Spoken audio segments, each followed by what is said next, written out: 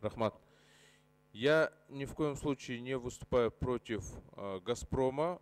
Все равно цена на газ и бесперебойность поставки газа, в этом мы зависим от дружелюбности наших соседей, которые поставляют нам газ. Я хотел бы вот такой вопрос задать, Османбек Мамбетжанович. Когда переговоры проводились, другие формы сотрудничества с «Газпромом» обсуждались? Или только продажа была в голову шло?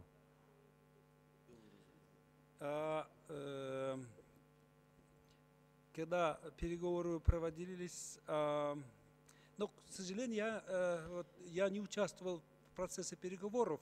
Переговоры участвовал Кулмурзаев и Отурбаев. Сейчас Кулмурзаев скажет это.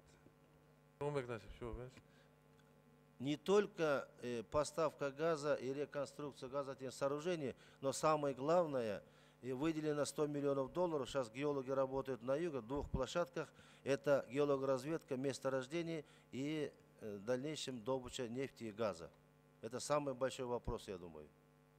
Нет, другую форму сотрудничества с «Газпромом» обсуждались. Например, не продажа Кыргызгаза, а сдача его, допустим, в долгосрочную аренду, в партнерское, понятно. Да, партнерство. Очень разные были варианты, но остановились на этом. То, что вот на сегодня, то, что предоставляем вам. Были очень много вариантов. Ну, мне кажется, надо было рассмотреть другие формы сотрудничества. Продать очень легко. И второй вопрос. Почему сейчас счетная палата ведет проверку, как бы идет проверка, а мы до заключения счетной палаты уже продаем Кыргызгаз? Может, дождемся аудита, результатов аудита?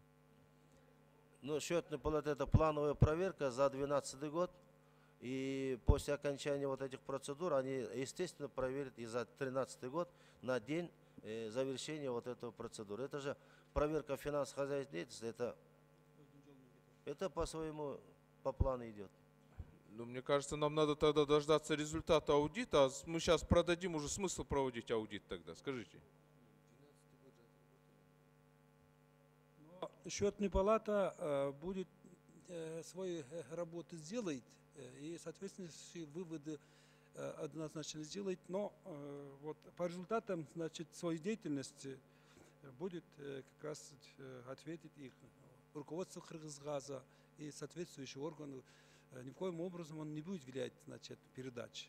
Это результат за прошедшее время деятельности.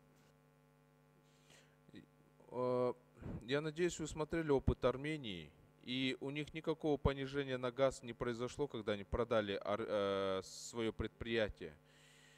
И парламент сейчас как бы между двух таких огней. Проголосуешь за, не знаешь, что получишь в будущем. Сбудутся ли мечты Кыргызстана с «Газпромом»? Проголосуешь против, что будет завтра? Ну, такие вопросы как бы возникают. Я, наверное, в выступлении, если вы мне позволите, я поподробнее выступлю. Спасибо. Дастан Далбаевич, вот тут как вопрос раз... Вопрос нет, да? Хорошо, извините.